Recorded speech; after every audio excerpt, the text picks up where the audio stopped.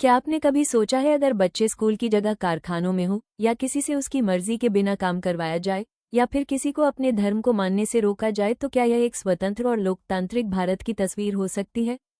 इसी सवाल का जवाब देता है हमारा संविधान।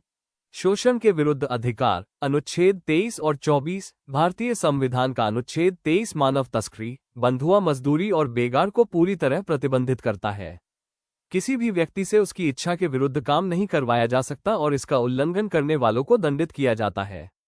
वहीं अनुच्छेद 24 के तहत 14 वर्ष से कम आयु के बच्चों को खतरनाक कार्यों में काम पर लगाना निषिद्ध है।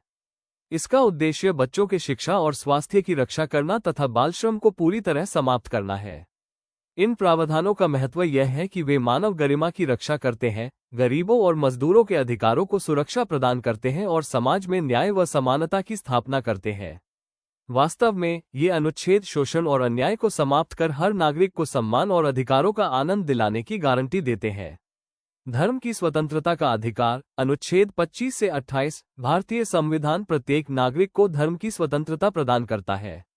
अनुच्छेद 25 के अंतर्गत हर व्यक्ति को अपनी अंतरात्मा की स्वतंत्रता प्राप्त है, जिसके अंतर्गत वह किसी भी धर्म को मानने, उसका पालन करने और उसका प्रचार करने के लिए स्वतंत्र है।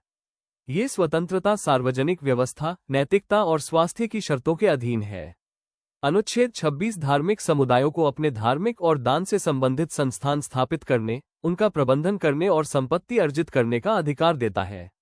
अनुच्छेद 27 ये सुनिश्चित करता है कि किसी भी नागरिक को किसी धर्म विशेष को बढ़ावा देने के लिए कर चुकाने के लिए बाध्य नहीं किया जाएगा। अनुच्छेद 28 के अनुसार भारत में राज्य निर्धारित सरकारी शैक्षिकी संस्थानों में धार्मिक शिक्षा नहीं दी जाएगी, लेकिन निजी संस्थान धार्मिक शिक्षा दे सकते हैं।